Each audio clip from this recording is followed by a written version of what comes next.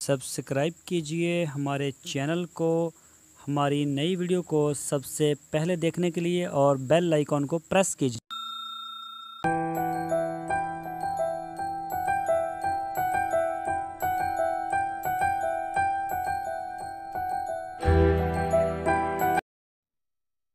बिस्मिल्लाहिर्रहमानिर्रहीम। अस्सलामुअलैकुम।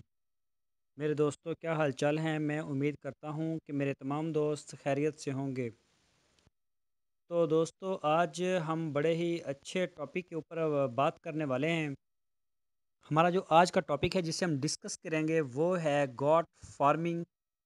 वो कौन से काम हैं जो हमारे गॉट फार्मिंग को तबाह भी कर सकते हैं।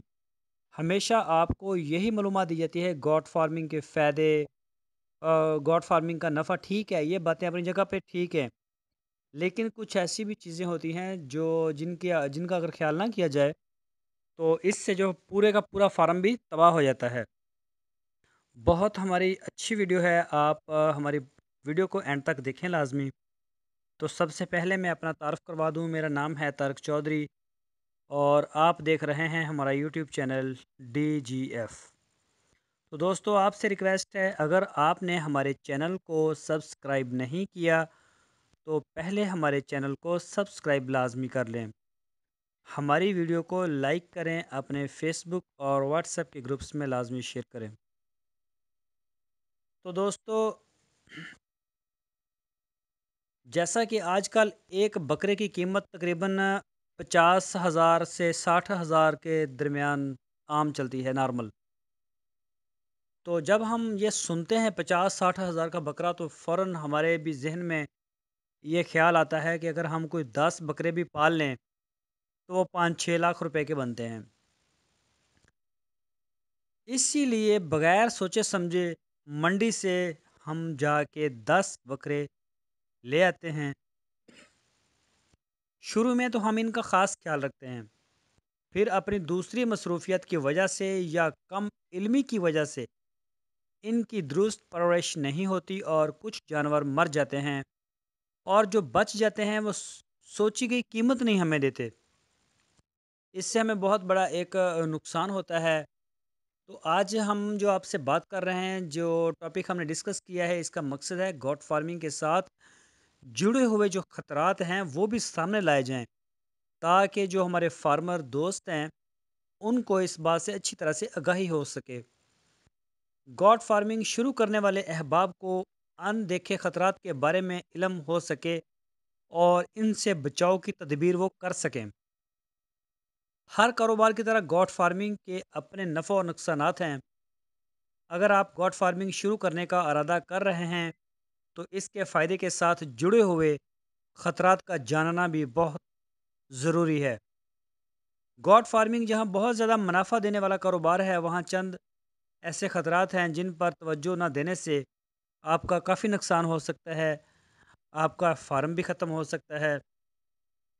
अगर फार्म पर जानवरों के लिए मुनासिब रहने का इंतज़ाम और चारा और जो चारे की फ्राहमी और पानी का बंदोबस्त ना हो तो जानवर फार्म पर लाने से मुश्किलात का शिकार होंगे।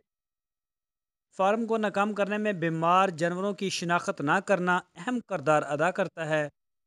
कभी भी जानवर फौरन मौत से हमकिनार नहीं होता। पहले जानवर बीमार होने की निशानियां ज़ाहिर करता है।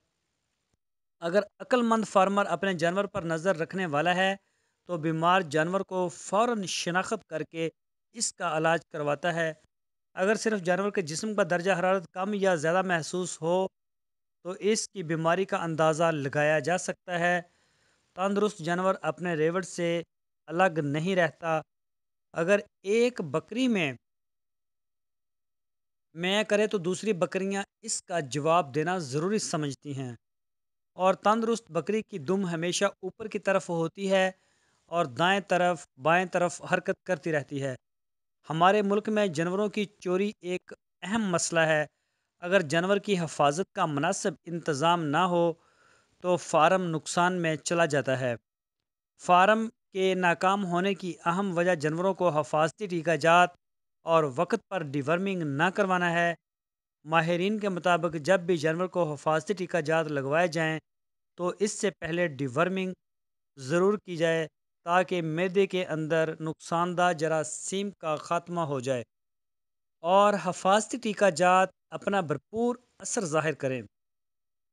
دن کے زیادہ حصے میں چرائی کرنے والی بکریوں میں بیماریوں کے خلاف قوت مدافعت فارم کے انتظام کے تحت رکھے جانے والی بکریوں کی نسبت زیادہ ہوتی ہے۔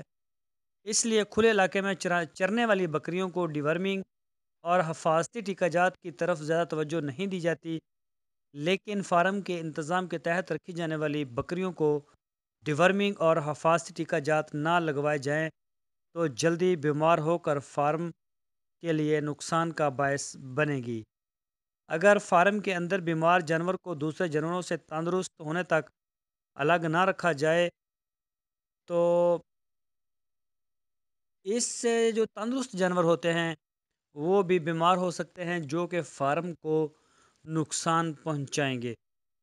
فارم کو ناکام کرنے میں خوراک کی کمی پیشی اہم کردار ادا کرتی ہے۔ بعض اوقات فارمر اپنے جانور کو ان کی ضرورت سے زیادہ مقدار میں سبز چارہ، خشک چارہ اور ونڈا مہیا کرتا ہے، جس سے جانور کی صحت بننے کے بجائے بیماری کا باعث بنتی ہے، اور بعض اوقات جانور کو اس کی ضرورت سے کم سبز چارہ، خشک چارہ مہیا کیا جاتا ہے، جس کی وجہ سے فارم بہت بڑے نقصان کی طرف چلا جاتا ہے۔